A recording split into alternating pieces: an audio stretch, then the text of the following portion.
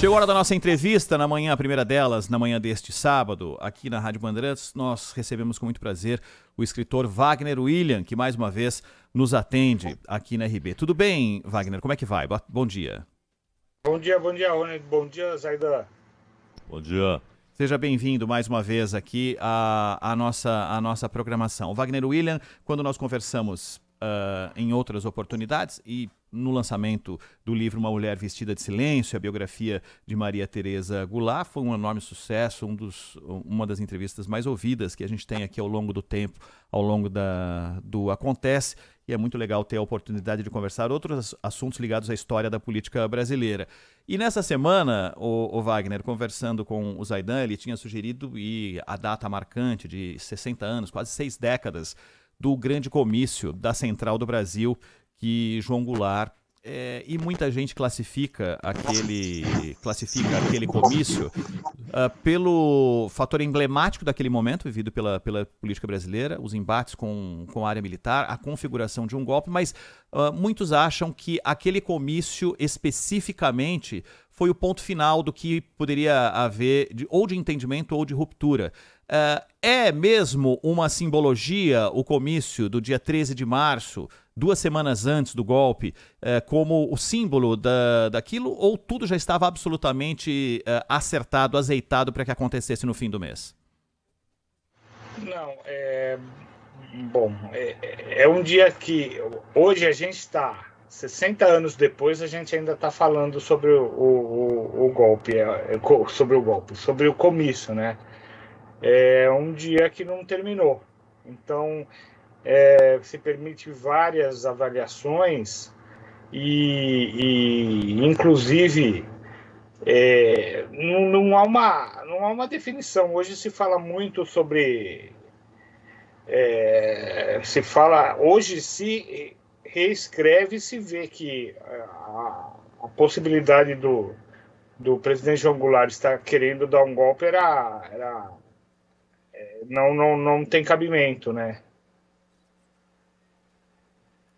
Wagner, bom dia. Você sabe que há uma passagem na biografia da Maria Tereza que você escreveu, Uma Mulher Vestida de Silêncio. Primeiro é bom lembrar que você vai mostrando o pavor que estava Maria Tereza naquele momento, né? Assustada com aquela multidão, preocupada se havia uma maneira daquela multidão se deslocar sem que houvesse pisoteamento, ao mesmo tempo preocupada com a segurança do Jango. Mas é um momento muito interessante e até engraçado, né? Porque você até escreveu aqui: havia algo fora da ordem com a esposa de um presidente chamado a toda hora de comunista, porque ela, com certeza, não era a esposa de um comunista. Se fosse, não teria feito a pergunta que fez para o Darcy Ribeiro. Doutor Darcy, o que são essas bandeiras com o símbolo comunista? Isso não é boa coisa, não. E aí o Darcy, que estava empolgado com tudo aquilo, disse: está tudo bem, isso tudo é lindo, essa gente toda é fantástico, né? Mas é uma passagem muito interessante, porque é uma bobagem homérica, repetida na época, e até hoje evocada por muitos, é que o Jango era comunista. Isso é uma bobagem homérica, né, Wagner? Zaidan, perfeito. Uma bobagem tremenda. E o Jango sempre falava da medalhinha de Nossa Senhora. Ele tirava e falava assim: olha, já vi um comunista com a medalhinha de Nossa Senhora. E um empresário que tinha vários negócios, um pecuarista, realmente não combinava com isso, mas era da mesma linha de um Aldunati, que também era de centro, mas com preocupação social, o Aldunati do Uruguai, né? E o que ele queria realmente ali era marcar e fazer a reforma política, administrativa, bancária, universitária, a reforma agrária. Obviamente, a reforma agrária inclusive, ele já tinha assinado alguns decretos de reforma agrária que tinha sido pago, quem foi desapropriado foi pago, ninguém foi lá com tochas e facões e invadiu o local, não. Foi tudo feito corretamente, né? E eram trechos à beira e eram trechos à beira de rodovias, de ferrovias, sim, não é? Sim, não tinha ninguém morando, era realmente onde estava longe aquele fantasma. Agora, Zaidan, é óbvio que a gente está na década de 60, né? Que qualquer espirro, você é comunista, entendeu? Então, havia Não, continua assim, Wagner. Olha que é verdade, isso aí. Tá um show muito, muito interessante. Essa passagem realmente ela fala assim que ela me falou que o que surpreendeu foi que nunca o presidente, o Jango, ela falou nunca o marido dela havia recebido assim tão explicitamente o apoio comunista, entendeu? Então ali ela ficou meio assustada, surpresa com aquilo, né? O Wagner, um outro ponto aqui, muito interessante, no discurso do Jango, eu tenho aqui a íntegra do discurso, e como você enfatizou, o principal tema do discurso foi a reforma agrária. Embora ele tenha também anunciado a nacionalização de refinarias, e foi muito aplaudido por isso, até porque havia representantes do Sindicato dos Petroleiros, mas a reforma agrária foi o cerne do discurso. Mas antes, o Jango diz o seguinte: aqui estão os meus amigos trabalhadores, vencendo uma campanha de terror ideológico e sabotagem, cuidadosamente organizada para impedir ou perturbar a realização deste memorável encontro entre o povo e o seu presidente, na presença das mais significativas organizações operárias e lideranças populares deste país. Que campanha de terror ideológico e sabotagem foi essa que foi movida para tentar impedir aquele encontro na Central do Brasil, Wagner? Isso aí, agora a gente pode ficar falando algumas horas. Havia todo havia um clima de ameaça muito grande, várias alertas. Foi feita uma operação de guerra do Exército para proteger o presidente. Sim, foi o Exército fez uma operação gigantesca ocupando o prédio do Ministério da Guerra. Quem é do Rio de Janeiro ocupando o Ministério da Guerra, que fica bem ao lado da Central do Brasil, que também foi ocupada pelo Exército. Todas as possíveis janelas e um possível atirador. Importantíssimo trauma da morte do Kennedy estava aflorando totalmente. A gente está algum pouquíssimo tempo do atentado ao presidente, do atentado da morte do presidente John Kennedy. Chegou-se ao seguinte, Zaidan, hoje, por isso que eu digo que há muito que se estudar sobre esse dia. Às 4 da tarde, o Jango disse que não ia, porque chegava Darcy Ribeiro, chegava o Santiago Dantas, chegava o Valdir Pires para ele com algumas informações e aí decidiu-se, e olha que coisa, que um militante de esquerda, um deputado que foi cassado em 48, o Oswaldo Pacheco, que era muito grande, ficaria num flanco assim, um flanco que poderia sofrer algum ataque do lado do Jango, e ele permaneceu lá cobrindo aquela área que havia uma falha de proteção lá, todo mundo não havia como, era campo aberto, não havia como impedir, Então o Oswaldo Pacheco ficou ali plantado ao lado, olha a loucura, para servir de escudo humano, né? Então se sabia muito bem disso. Todo mundo sabia que havia ameaças. Agora, o mais fantástico vai ser revelado pela professora Eloise Starling alguns anos depois, coisa de, acho que uns 10 anos aqui, que ela fala do movimento dos novos inconfidentes, que é importante também. Esse comício marcava o início de outros comícios. Seria mais ou menos um comício por estado a partir dali, a partir daquele. O próximo seria em Belo Horizonte, e aí um movimento chamado Novos Inconfidentes, aí armado, tentaria um atentado contra o Jango. Isso aí foi o general José Lopes Bragança que revelou para a professora Eloise Starling, e curioso que um dos que impediu estava vigiando isso e estava alertando que haveria esse atentado em Belo Horizonte, que não ocorreu por causa do golpe, foi o general Muricy, que depois se tornou um dos grandes defensores da ditadura, mas naquele momento ele cumpriu a ordem, cumpriu o dever dele, estava investigando esse pessoal aí. Então, realmente havia tudo isso.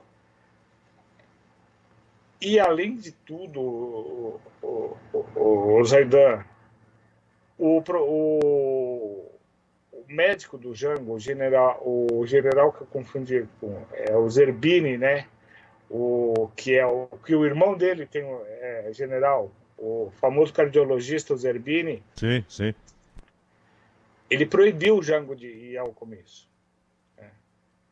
Porque o Jango já vinha de um grave problema cardíaco na viagem ao México e estava proibido de ir ao comício.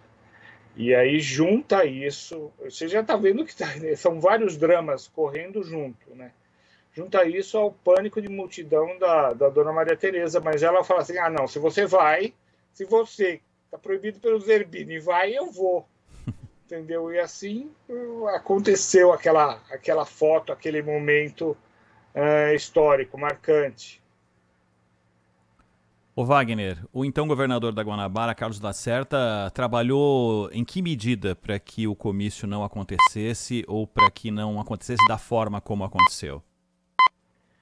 Então, como disse o Zaidan, está até hoje, né? Então, o Lacerda pediu que que as famílias acendessem uma vela na janela.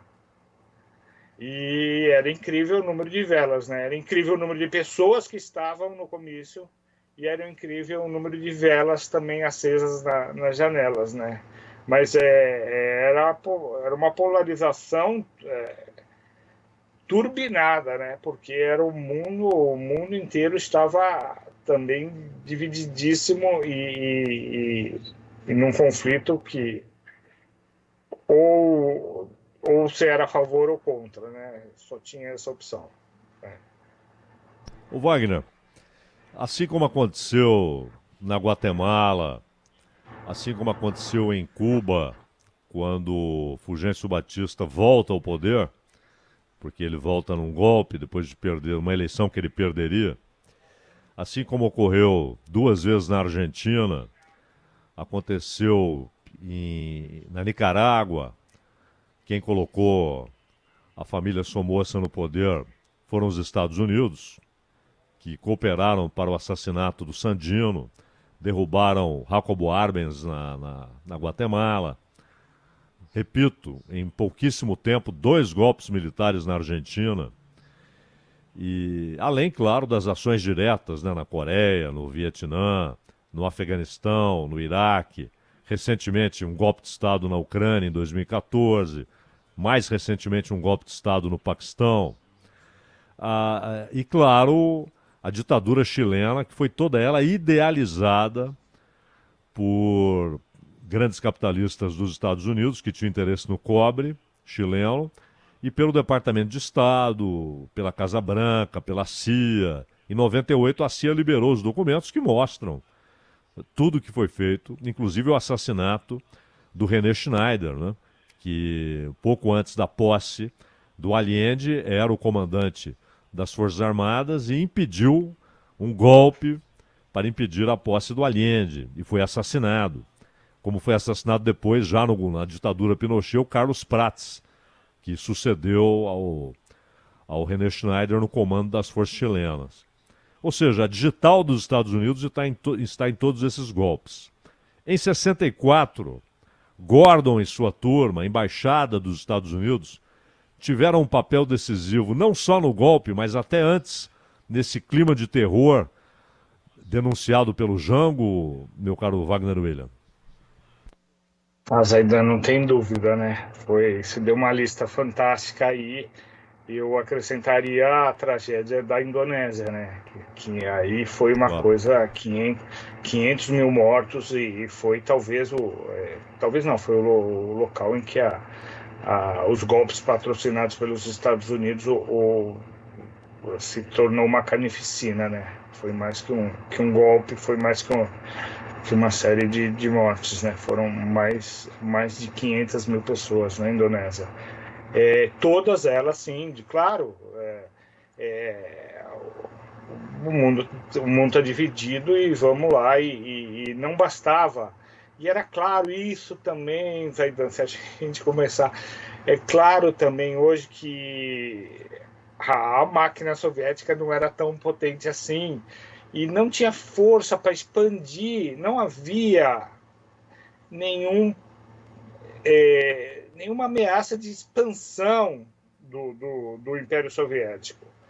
É claro que quem estava no guarda-chuva dela lá, Polônia, Tchecoslováquia, Bulgária, Romênia, quem estava naquele guarda-chuva continuaria. Mas não havia a mínima chance Tanto é que a gente vai ver que vai colapsar em 80. A gente está em 60, já a década de 70 já começa, a economia soviética já começa a fazer água, né? Não tem a mínima chance. Mas o que acontece? Não bastava ser contra a União Soviética, tinha que estar alinhado com o Brasil. O Uruguai é o maior exemplo disso. O Uruguai foi votar num candidato de esquerda agora, com Mujica. Jamais não haveria chance nenhuma do Uruguai ir para a esquerda. E eles têm que... O golpe no Uruguai foi a conta-gotas, né? Começou em 67 e termina em 73, né? Então, tem todos esses fatores da clara influência norte-americana no próprio... E também é um momento muito... Cuba vai ser usado, vai virar o fantasma, né? Porque Cuba não foi... E a gente sabe, né, que o Fidel, quando deu o golpe, acenou para os Estados Unidos, né? Opa, vocês não querem me ajudar? E não houve uma colaboração, uma desconfiança com ele. Ele foi pedir ajuda para os soviéticos. Não foi um golpe que partiu dos soviéticos. Foi a única exceção que serviu de fantasma e serve até hoje, inacreditável, para assustar, para criar esse fantasma, porque o medo o medo é muito mais vantajoso se apresentar um medo. Olha, proteja a sua casa que o ladrão vai entrar, entendeu? Do que efetivamente se a pessoa fizer um exercício, um raciocínio e pensar, estamos aqui num local seguro e não há possibilidade de acontecer. Porque pensa bem, Zaidan, a União Soviética invade todos esses países que você falou, né? Não existe isso. Não existe. Agora, a mínima... Opa, que esse cara quer... que esse tal de Jango aí quer justiça social, quer fazer uma reforma agrária, uma reforma eleitoral, uma reforma política. Não tem... realmente ali não havia a menor chance. Eu acho que eu fico brincando, se achassem uma soma de todos os gênios e colocasse para governar o Brasil naquele momento, não haveria possibilidade, e o golpe ocorreria de qualquer maneira, tanto é que agora eu vou puxar sardinha para outro livro. Tentaram impedir o Juscelino de tomar posse, achando que ele era de esquerda. Não, é demais, né? É um pouco de... Se não fosse o lote, né? Então, o raciocínio é o mesmo. Seguiu lá, segue da mesma maneira. Ô Wagner, só para a gente traçar um paralelo, você falava que esse comício seria o primeiro de alguns, né? E na sequência viria um grande comício em Minas Gerais. Como é que se deu a organização de porta de fábrica? Havia, claro, um direcionamento para um perfil específico de participantes do comício, mas como se deu a divulgação? De que forma as pessoas foram arregimentadas? De que forma a comunicação participou para que aquilo viesse a acontecer e atingisse um número tão grande de pessoas? Sim. Não, havia uma preocupação, o Jango mesmo estava muito preocupado, e foi mais na convocação, e naquele momento havia muita participação das entidades trabalhistas, e eu estou rindo, Zaidan, sabe por quê? Porque também é agora, Zaidan, está saindo vários estudos. Assim como havia duas entidades chamadas IPES e BAD com capital norte-americano, com dinheiro norte-americano, que, entre outras coisas, financiaram campanhas de deputados brasileiros em 62, hoje está surgindo uma série de documentos que provam que também havia infiltração e cooptação no movimento trabalhista. Então, muita gente que ia lá, apoiava o Jango, na verdade estava sabotando o Jango. Então, olha, começa a tirar o primeiro tijolinho de outro mito aí, que era esse apoio gigantesco do Jango, que havia na imagem, havia aquela imagem de todo o trabalhismo apoiando o Jango, mas na verdade, a longo prazo, esse pessoal estava orientado, aliás, estava, digamos, vamos dizer a verdade, estava pago, estava no bolso, o pessoal se vendeu para sabotar qualquer movimento trabalhista que defendesse o direito dos trabalhadores também. Agora, só, Ronald, voltando à sua questão, o Jango, obviamente, chamava o ministério, foi um movimento normal, né? Chamava o ministério, falava com os ministros, falava com os governadores, pedia a presença deles, e realmente foram mais de 21 discursos, se eu não me engano, né? Foram 21 discursos, se eu não me engano, com o do Jango, e então teve apoio de toda a faixa, toda a metade do Brasil que estava apoiando o Jango. Que o número, aliás, também tem outro mito também. É um dia que não terminou mesmo. Saiu também na revista Brasileiros há mais de, se não me engano, no ano de 2012, uma pesquisa feita pela Unicamp, e a reportagem da Luísa Vilamé, que os números do Jango eram absurdamente positivos. E aí chega-se se Jango pudesse concorrer, você votaria nele? Chegou-se a quase 70% de sim. Então aí, mas aí a gente volta àquele aquela velha frase o vencedor é o senhor da história, né? Então, como houve o golpe, como ficamos 20 anos sem falar nisso, são gerações e gerações que passaram a acreditar em outra história. Né? Wagner, uma última pergunta da minha parte. No dia 31 de março de 64, você conta no livro Uma Mulher Vestida de Silêncio, a biografia da Maria Teresa Goulart. Você escreve o seguinte: uma forte chuva desabou no Rio no dia 31 de março.